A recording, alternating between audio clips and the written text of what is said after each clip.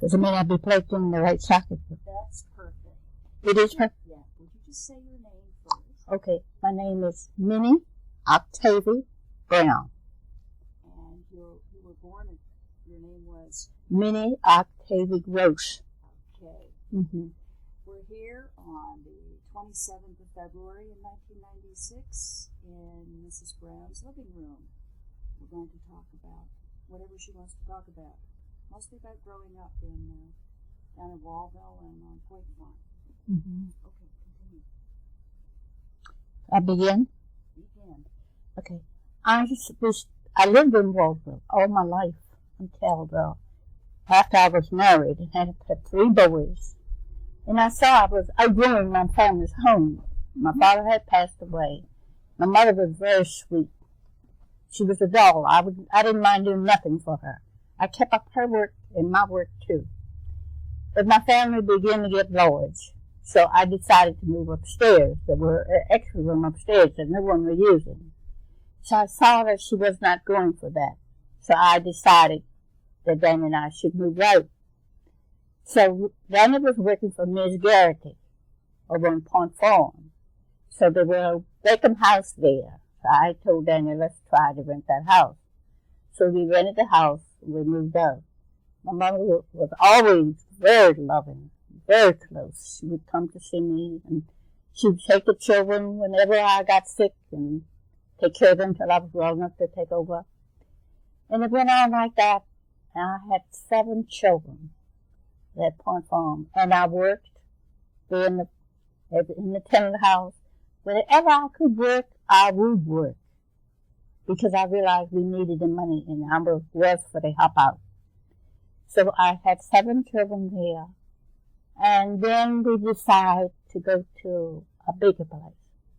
So we decided, Danny and I, then to move over to Battle Creek at Humphrey place, where Humphrey had moved from, which land belongs to Mr. Tillman at the time. So we moved there, and then we stayed there for 5 years. And I worked in the field. I'd get up at 2 o'clock in the morning and start canning fruit, so I'd be ready to go in the field when my husband went. I worked side by side with him. And he went off to work during days that he could. It went on like that for 5 years. And I saw we wasn't getting any place. And I told him, I said, let's move up here. His mother had passed away and left him this property. So we decided to move up here. We moved here. So we came here in an old house that faces the road. That faces the road. There wasn't a road there then. It was just the main highway here. So there wasn't Route 2. It was Route 2, but it was an older road. Okay. This was the only road. Kent Road? This road was the only road. This was named Kent Road here lately. After they put this new highway, then they named this Kent Road and closed this off for the highway that was here. So we stayed in the old house the whole time, and I had 7 children. I had a boy that got killed while we were living in the old house. He came home from school, back from school before closing time, and I could see he was very angry. And I would always try to deal with my children to calm them down. And I said to him, Stevie, don't do that. And he was so bitter. He didn't even answer me. And I talked to him. I kept begging Stevie, don't. He said, I'm going back down to school, Mama. I said, no, Stevie, don't go down. I talked to him until I couldn't talk. And we were living in the old house, so he went upstairs. And I thought he was going to bed. And he went out the window. And he went back down for his column. And that's where he met this boy that he was arguing with. And the boy shot him. Danny was not at home at the time. Danny had gone down to school to pick up the children, other children. When he came, I told him that Stevie was not here, where Stevie had gone. So he said, come on, let's go back down, Colin. And I go back down there, and Stevie was kneeling on his knee, one knee in the sand, and he was holding his heart. And I said to him, I said, Stevie, why did you do it? I said, Stevie, you didn't have to do it. Why didn't you listen to my mind? I made up my mind to give it to Christ. I said, God will take care of this.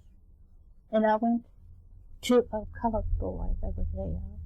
I said, do you know this boy that's shot Stevie? He said, yeah, I know him. He said, I will give you his name. So, I don't think he ever gave me the name. In fact, I never got his name. But I know there was a trial. The boy got 5 years, but he was over in 3 years. But I didn't cry. I felt like I had shed enough tear.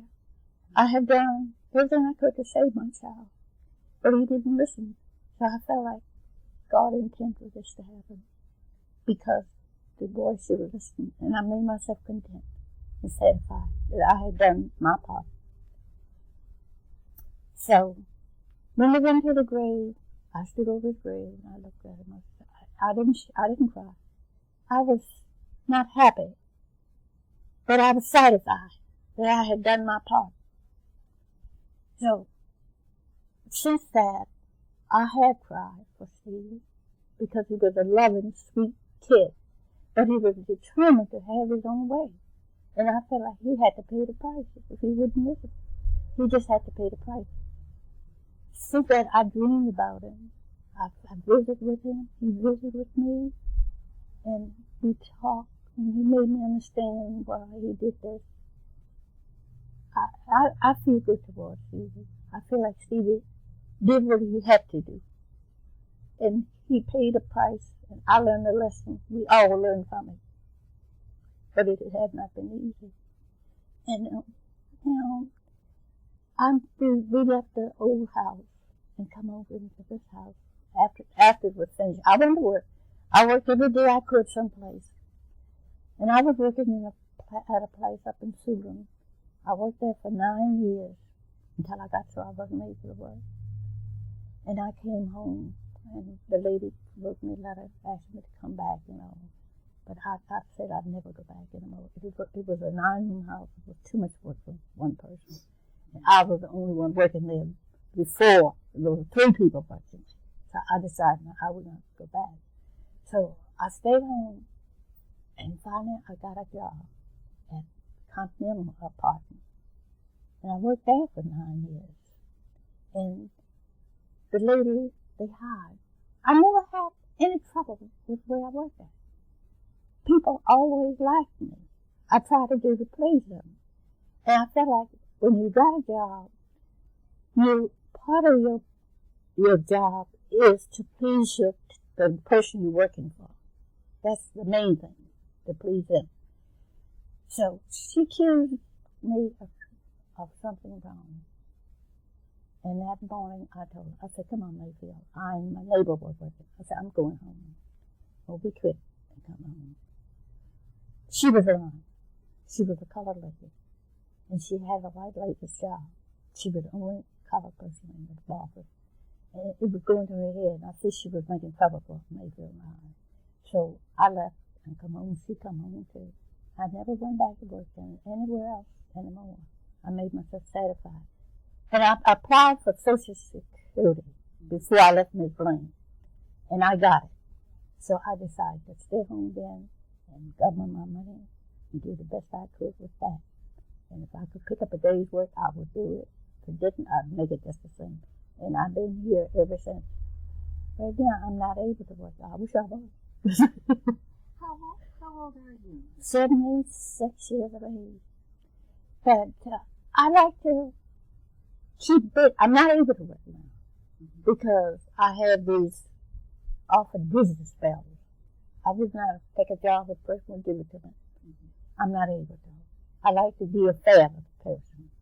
And if I can't be a fair with you, I wouldn't be on none at all. Oh, I haven't had any trouble since I've been married. I think now life is harder. I raised 7 children. I raised Stevie till he was 18. And I raised 1 grandchild. My youngest son all my children went to school. Every one of them went to high school. 2 of them went to college. I worked to see that they did get these things in life. It didn't matter to me whether I had it or not. All I want was my children to have it. I was determined that the children were going to have it. Stevie, one girl, the youngest boy, raised here in school, like a girl pregnant. And he went off to Morgan State College. This girl, she would bring the baby to me on weekends. And I was determined to be loving to the child because I knew that she was lying on my son. I felt like he was really the father. I was responsible for his duty. So she went to Baltimore. She was going back and forth to Baltimore Hospital, John Hopkins. And she called and asked me would I mind the baby for her that weekend. And I told her, yes, I'd mind the baby. So after she got there, she called me back and told me, would I keep the baby for her? So I said, yes, I'll keep it. So then I decided then that she's going to leave this baby with me. So she said to me, would you keep the baby for me if I stayed up in to work, go to work? I said, yes. I made up my mind. I felt like God had spoken to me that this was going to happen, and don't deny it. And I was not going to deny it. I made up my mind that I would do keep our baby. So the baby was 5 months old. My daughter-in-law, Cleo, my oldest daughter, lived in the trailer with them. And I was working every day on her job. She lived in the trailer, so I said, Cleo, would you mind the baby? I'll pay you. The baby said, Cleo, mind the baby. I take the baby over every morning, pick him up every evening. I did that. I sent him through high school. Every day I worked, I never was sick. I was so thankful that God kept me strong. Because He knew that I was doing a good service for a good reason. I would get up in the morning and fix his lunch and everything, take him to Cleo. And I would see that he was put in school in a day. And finally he graduated from high school. And when he graduated from high school, he got a job in Washington. He's been a good child. He's been one sweet grandchild. I thank God for that baby. I said, God really dealt with me because He kept me well and strong the whole time I was doing for the child so that I could do for him. And that was what I wanted to do, was to prove to the world that I could do something worthwhile to help somebody else. And I did it. And I sent him through. So he went. His mother was living in Washington then. And Alan, my son, that lived in the house, so he came over one morning and said to her one day, he said, one day I see that you everything. I see I got into your mother, and she wants you to live with her. You be closer to your work in Washington.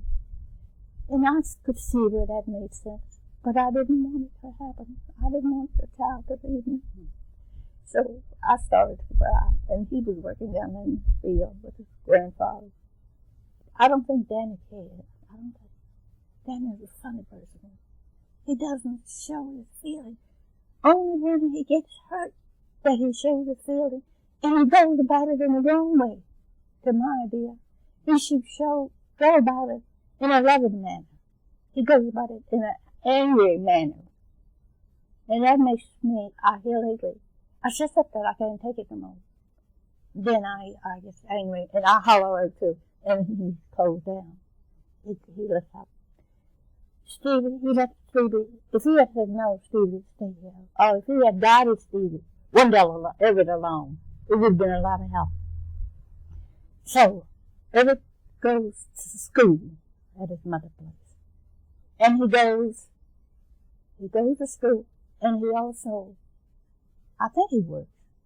I'm pretty sure he worked too. But he went to school every day. He graduated in the spring.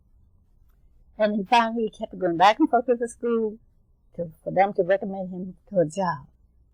But finally he got a job. And the whole time I was worrying about him. They never make it. I don't go to bed and I don't pray too fast. And I lay there. And he came to me and he told me, he said, Grandmama, He said, don't cry. He said, I'm going to be all right. And he went to school. He graduated. Now he has a job doing electronic work, fixing TVs, anything. And they placed him in a job and he worked every day. But he's thinking about coming back home. This is room there. It's a little teeny room back in the corner. Thinking about coming back home and staying. So I said, Danny, he wants to come back. And says, all right with me. I know he said it, but I know how I feel. But I will be the same to see till one day. Perfect. Because this is my youngest child. I worked all these years to help my children and grandchildren. And I'm going to help my grandchild till I die. I'm going to see that he gets a fair deal in the world. I'm going to respect my husband too. I'm not going nowhere. How long have you and Daniel been married? Danny and I have been married for 59 years. That's a long time. I got married when I was 17. Where did you meet? I'm thinking about it often. How I fell in love with someone like that. When I was a teenager growing up down in Wallsville, right across from Mr. Maker's place, we used to go to that little church. It just as you come out of Point Farm. St. Luke's? Yeah, St. Luke. We were at church. And I used to go to that church. I didn't have no boyfriend. I didn't like boys. I don't know what happened to me. I'd sit down and ask myself this way, what made me think I went against my mother plan altogether? My mind was made up to do the right thing, to stick by my family. But I changed so suddenly. And he just fell right into it. He got a good thing. Because his mother and father, his father was dead, but his mother was still alive. And she was a sweet lady. She was very sweet. She gave Danny this place. Danny had been lucky all his life. He come into good things. I won't say he don't deserve it, because he is a good man. He deserves these things, but he does not really appreciate it in the right manner that he should appreciate it in. Because now he loves his children. He's married now. I was lying in bed last night, and my oldest son from Baltimore was calling and talking to Danny. I could tell by that conversation going on between the two that he was correcting Danny with something with me. I could tell by the way Danny was slowing down in voice, and then Danny was talking. So this morning I said, did you talk to Steve last night? Shelton last night. He said, yeah, I talked to him. I could tell. He was on there. I never let on. I said, oh yeah, what did he talk about? Oh, nothing. I didn't write down something that was said that he did not like. So I shut up. I didn't say no more. Because I got my hint. He is a funny. All these years I've been married to him, I know what he's like. He is a person that he has to guide you around if he wants to live with him. I do not want a separation. I will never separate from my husband because I know his weak points. These are his weak points. In his heart, he means good, but he's got that honorable way about it. Don't you think it's honorable? You shouldn't be on. You shouldn't be on, but that's all, because he should be open. Every morning he get up, he's fussing with me. Sometimes I fuss, sometimes I don't. Sometimes I don't feel well. I really made his own way. Just to have peace. He worried this morning because there's a little bit of kale leaves left in the dishpan of water. I never said a word. You met him when you were 17? I met him when I was 15. I graduated from elementary school. And I lived there to help my mother on the farm. I got married when I was 17. But I would have never gotten married if it hadn't been for Daniel. I think it was due to the fact that the condition that he was in, it made me fall in love with him. What was that? That he didn't have any father. His father was not a real man like he should have been. Daniel never talked to me about none of his people. He made me believe that they were better than what they really were. And he kept that, me believing what I want to believe they were. And without telling me anything to the late years, and he come out a little bit back at a time. I do not hold that against him what he passed on. I do not. What his father did in life was wrong. But he's not to blame for it. No. Now his father took up with his stepdaughter. His stepdaughter had 4 children by. That was wrong. But I would not have held back for that. I believe in being honest. I'll tell him right today. He said, "Oh, were you telling the truth?" I guess I'm telling the truth. I never lied. I have never lied in my life. I have no right to lie. If I can't tell you the truth, I can't talk. And I'm going to talk. Yeah, I believe in telling the truth. That thing work out your way. If it is his will, I'm going to be truthful. Can you tell me something about St. Luke's? What it was like? Yeah, it was a pleasure going to church. I was one of the main leaders there in the church. I did most all the singing, and my aunt was a Sunday school teacher. And some of the neighborhood was very lovely. It just gotten so there's only one colored family down here, and that's my sister-in-law, Eveline. The little house, Eveline Gross Thomas. She married again after her husband died, after my brother died. She married a guy by the name of Thomas. But no one lives in her house now. That's the only color house down there. I used to walk up there to church every Sunday, St. Luke's Church. And we'd go to church, and we'd come back home, and we'd sit around on the front porch. We were good children. We did what our parents told us to do. My father died when I was 11 years of age. And I felt like that I didn't think I was the cause of his death. I knew I wasn't. But the way I'd act with him, the way he acted with me, and the way I returned his action back, made me wonder if I didn't cause his death. He was a hard-working man. And he raised corn in the cornfield there. And in one end of the cornfield, he had a watermelon patch. And I was helping him, and nothing I did suited him. And he hollered at me and cursed me. And when he hollered and cursed me, I got angry. I dropped a hoe, and I went to the house. And that night, he came to the house, and he went to bed in the extra bedroom. And he didn't live long after that. I always felt like maybe I should have been more kinder to him. But I helped him work, whatever he did, I was right beside him. But I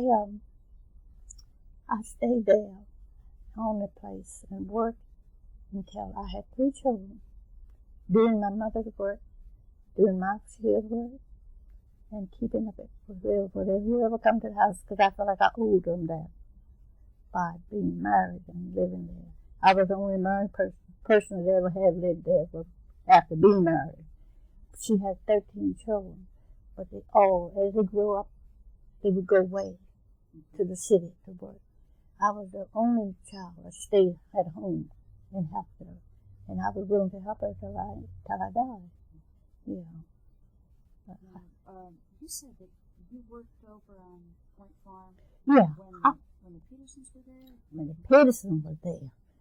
From the time that I can remember, the Petersons were there. I guess I was about 10 years of age, 11. We used to get in a boat, a little skiff we kept in the cold, and go right straight across Point Farm Landing. And then we'd walk up the cornfield edge and go to the house. And we'd go out in the field and shuck corn or do whatever they had for us to do. We did that for years, even after Mr. Patterson bought the place. I worked there, my brother worked there, my mother worked there. My mother worked in the house. I worked in the house too. With the Petersons or the Pattersons? Patterson. You worked For the Patterson. I worked there for Mr. Garrity. Garrity. That's another place we worked. For Mr.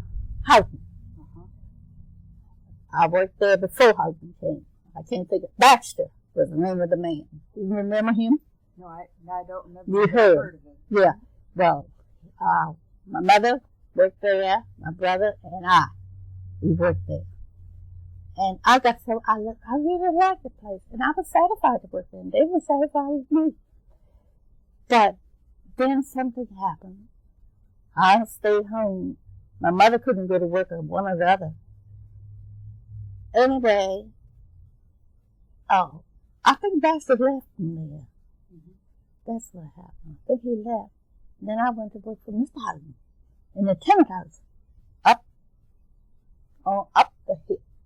Okay, behind the Patterson house? Behind Patterson. Like, you're coming towards the main highway. Okay. Patterson house set to the right. Houghton tenant house set to the right hand side of the road. The house still stays there. I saw it. Yeah. Well, I worked in that house for a length of time. What did you do there when you worked? Clean. Just do their special cleaning. Mrs. Houghton. No, that's not her name. She married Mr. Houghton. But she was a regular girl from Island Creek. And she died. She was very funny, very funny. I never cared much for her, but I had respect for her. I treated her like I really liked her because I thought I was working for her and it was my duty to respect her. But she died. She had one baby, one child. But I guess she's a young lady now. I heard that she was living at Dallas Beach. Yeah, down Dallas Beach Road. There have been some very busy time in my life. Things that I regret, things that I love. And I feel like God has been good to me though. Because I took God as a close friend. When did you do that? Well, when I was young, before I was 7 years of age, I used to suffer all the time, sick. So my mother said to me, she said, why don't you pray? Pray. And I repeated back to her, I said, Mama, there's no need of praying. She said, yes, it is. So that night when I went to bed, I said to myself, I'm going to try praying. And just for fun, prove to her that it doesn't work. So I prayed, not kind of way of praying, not believing that there was a God, but just to prove to her. And I went to bed that night, and I woke up the next morning, I was well. So one morning I said, now you go tell your mother that you prayed and what relief you got. So I told her. So she said, you see, if you do what I tell you to do, how things will work out. So that made me believe in Christ. So I was going back and forth to church every Sunday. I always was interested in going to church. And then I started believing in Christ. I started believing that there is a God. There really is a God. And I still believe in Christ. Nobody can change me. Whenever I have anything that dissatisfies me, I take it to God in prayer. I believe in the prayer. I think that God will solve whatever goes wrong in His time. And I stick to that. And I know verse. I have lost a lot of brothers and sisters. But God keeping me alive for some reason. I stay sick sometimes, lately. But I still hold on to God. I know that God can take care of me. Some of the folks down in Wallville have said that in bad weather, some white people used to worship at St. Luke's too. Do you ever remember that? About dead people? No, in bad weather. When they couldn't get up the road to Waters or to Christ Church, that sometimes white people would come and worship with the congregation of St. Luke's. Maybe so. I don't remember any of the white people, like from Christ Church, coming in. Because they always treated us different. They were better people, better church congregation than what was at St. Luke's Church. But you take Mr. Gott, John and John Gott, those people that was not real rich, they came to St. Luke's to hear special singing and things like that. They would come there. And we always welcomed them, treated them right, because they were good people. But you take people like the Makers, even my neighbors, but you have to treat them different. You have to butter them up to get along with them. And that's not right. But we did it as a child because he felt like that was the best way to do it. But it was not the right way. Yeah. How did you get along with the Pattersons? I never saw Mr. Patterson the whole time I worked there. I only seen him as I was going back and forth to school, and he passed by in the car. That's the only time I saw him. But I could see that he was a well-dressed, rich man. The whole time I worked in the house, I never saw him.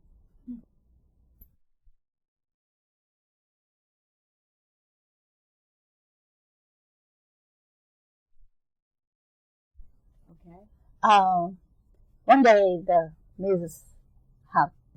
Baxter told me to go upstairs and clean. So I went up the stairs, and I was so surprised. You're so surprised at what you see. Oh, this is a home. So I cleaned all the rooms until dinner time. Then I came downstairs. Nobody done any talking to you. They trust you to do everything. And you felt good working in a place like that.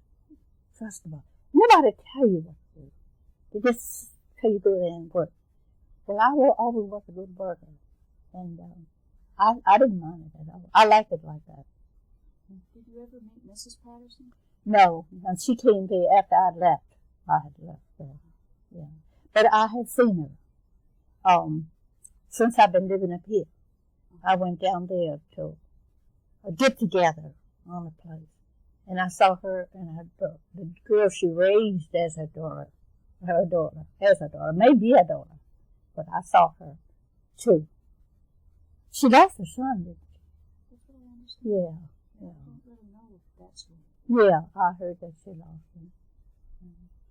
But Patterson didn't live long after he married her. What about the Petersons? I was very young when they left me. They was just like tenant farmers. He was a doctor. And that's all I know about him mostly. He was a doctor. And he left. And then they rented the farm to a man by the name of Fowler. It was Will Fowler. And he stayed there until Patterson came. And then when Patterson came, he moved up in Owensville, up the road here. And I think him and his wife both died. But to me, I can say this.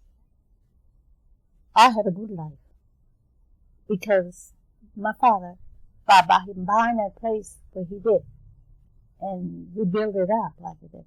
We worked every day as the weather got warm, crabbing, fishing, doing those kind of things, kept us occupied till we were big enough to go to work. And then by getting married young like I did, it was very enjoyable. Now, was it your father's mother that was enslaved at one time? I'm sure that my grandmother built a house right this place called a yard. It's not, I know it's not there now. It was an apple tree set below my mother's house. That's where she had her house at.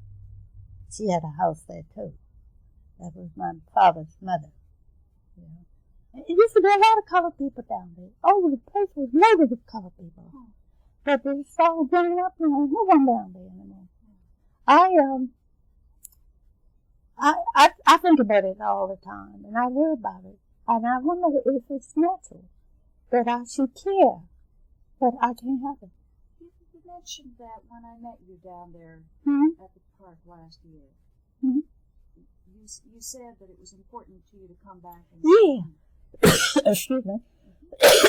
I felt like that this is a place that I had built my heart and soul in. And I wanted to be there. I just wanted to be connected with that place. But my sister went to New York, and most of them did. And when she came back home, she dwelled in my mind, in my other sister's mind, to come on and agree to sell this place.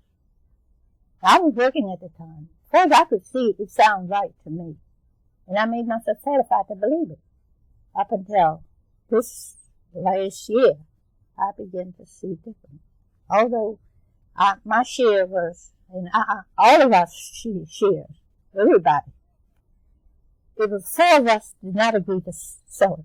We paid the tax that year. Everybody got the same amount of money, $7,000 a piece.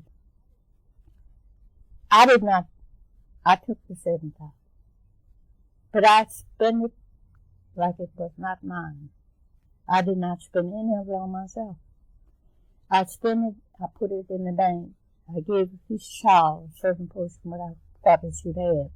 And I put the money in the bank. I did not take any of it to save none for myself. I did not want it. I thought the money would last forever. But it went. Even if you, no matter how economical you be with it, it'll get away from you.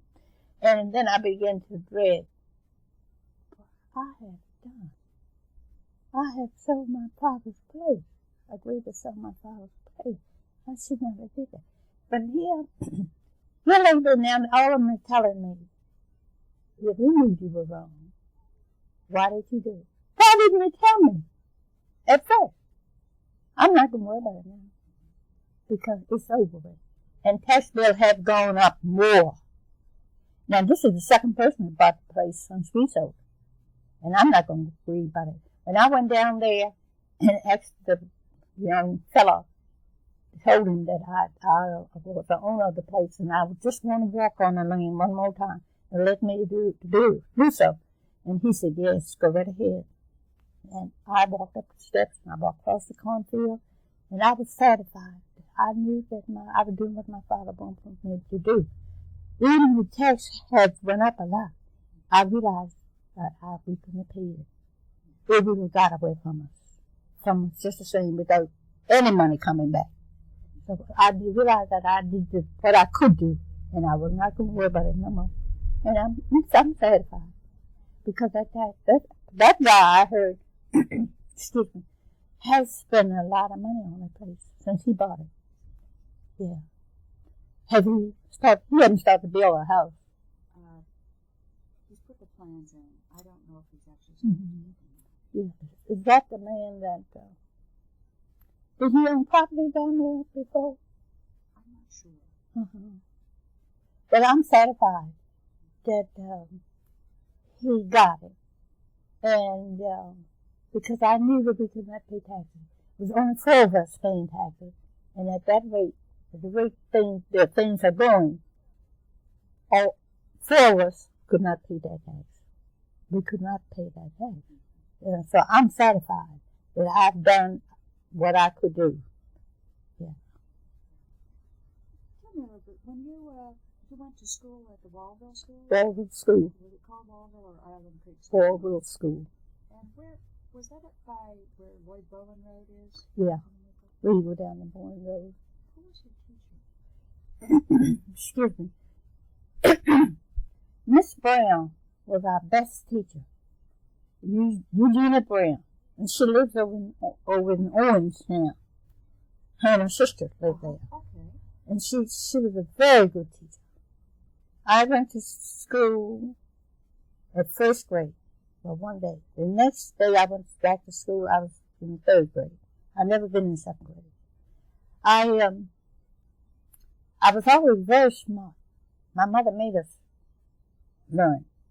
We always had to have a book sitting beside her where I should sit down sewing, and she'd be teaching us. And I took a lot of pride. I was gifted, very gifted in learning. I took a pride in learning. And I graduated to high school, but the bus would not come down there to carry the children to school. So I didn't get to go to school. Because if I had, I would have never gotten married. just by being at home, nothing to do a whole year, they put out the thoughts in their mind. I would have never got married because in my mind was not set up for getting married before. It's been a busy life, but I have learned to take the bitter with the sweet, take the sweetness and make the best of it. I've worked awful hard, and I've been determined. I'm getting to the part now that I don't think I can hold it much longer, but I'm satisfied that I'm going to struggle with some children and see that day goes on from there on. I have a grandson, Eric. I have a grandson, Shelton Brown. Those are two children that I'm determined to help. And Danny will never change my mind. I will never do him no harm. I didn't do nobody no harm, but I'm going to do what is right. Anything you want to ask me? Yeah, it seems like I had a million questions. Do you ever remember camp meetings? Mm-hmm. Where did you have them and who came? You would invite, you have a meeting at church, St. Luke's Church, and then you would invite a certain group to come there each Sunday. You had 3 Sundays. And my favorite group was St. John. We seemed to get along with them better than anybody. They're from across South Side. Did they come by water? Mostly, all of them came by water. And when we went over there, we went by water. We go back and forth by water. And we got along good together. We got along very good together. We were very, in fact, we still get along because I was in senior citizen building the day I met you, and I saw some of the church members there, and they were so glad to see me, still know me by my name, and it felt that closeness that grew between us two still lasts us flat. It had always been like that. And I was very popular during those times that I was growing up as a teenager. I was well known with Brooks's people, with St. John's people. And I liked it. I liked it. It didn't give me any money, but it meant something to me to be recognized. Yeah, it meant a whole lot to me. And I made sure that I came up to the mark that they expected me. And I thought on that. It's just that I think Bennett agreed from it. And I think he agreed from it, and he survived from it. I never said anything to him about it, but I could tell that he was enjoying being. He was always glad to go wherever I went. Yeah, so I could tell he liked it. Yeah. But here lately, there is a big change in him. And it bothers me, and it don't bother me. I will agree to go, and he will not agree to go. So therefore, I don't argue. And sometimes the children is there. They say, oh, yeah, Daddy, you got to go. Mama wants to go. And he, okay. But I could tell that he doesn't like going. He's going, but he doesn't want to go. But I don't pay that any mind. I don't pay that any mind at all. Because as long as I get my way, and as long as I know I'm not doing nothing wrong, I'm going to go. I'm going to do it. Now, like my sister, Annie, that's older than I am. All my mother children were 2 years apart. She had a birthday party last Sunday. So she invited me down there. And spoke up and said, I'm not going down there. I said, oh yeah, I'm going down there. I said, it's Annie's birthday. Now this is the sister that next to me. And he wanted to stay home here. And that's stupid. I said, oh yes, I'm going down there. So when Alan came over that day, Danny said, I got to go down to Annie for Octavia down there to the birthday party. Alan spoke up. That's the boy that lived in the house. Oh, yeah, Daddy. You know you got to go down there. Let me think how hard of you. Made him feel shame. I never said a word. So, he gets down there. He acts ordinarily. I never paid him no mind. And I could see the coolness in him, too. But I treated him just like I would treat him otherwise. Even if he was home, I treated him just the same. Because I think he don't know him better. That's what I look at. That he just don't know him better. And I'm going to do the right thing. I know I'm not doing him wrong. I have to do what's right to tell you. I don't get going down to Penrith. I said, I'm going in the store and get my sister here. Don't spend a whole lot of money now. Don't spend all that money. I never let all her money to do it all in it. But this is not the way for people to live. You're supposed to give and take. I would not be like that. And when he gets around his people, he's bragging, he's boasting. I don't pay him no mind. I don't even know him. I treat him right and speak to him, be nice and pleasant, and that's all there is to it. Because I know what they think. There you go. Where's your sister Annie live? She lives down in Island Creek. I come down, you know. She lives down in Island Creek. She lost her husband. Good morning.